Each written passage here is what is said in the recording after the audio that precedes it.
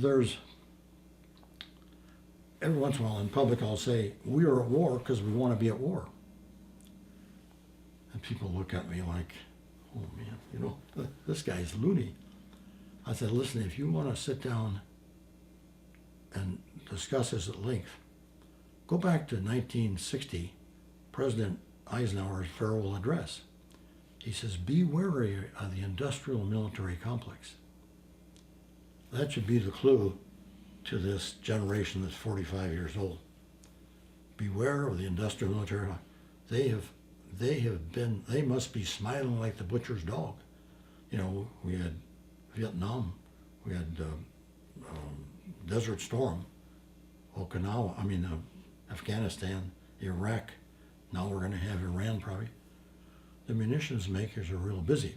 But if you want to go a little bit further, you go to the Reese Committee hearings of 1954.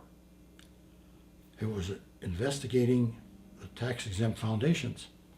The director of that fund was Norman Dodd.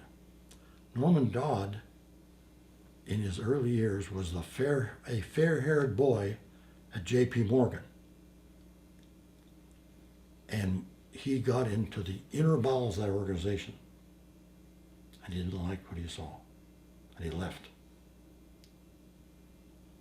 So as director of research for the Reese Committee, he took them to the files of the Carnegie Endowment Fund, the 1906 minutes of their first year in existence.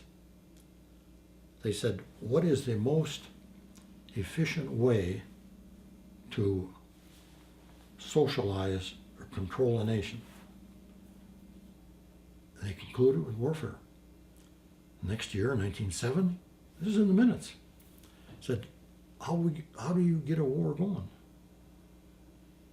They decided you had to take over the State Department. So that's what they did. They sent people in to take the State Department. There was a telegram in there, in the files, saying to President Wilson, you got to get in this war over there because the war is dying. In other words, they pressured Wilson into getting into the war. Why did they want a bloody war? Because they wanted the League of Nations covenant accepted.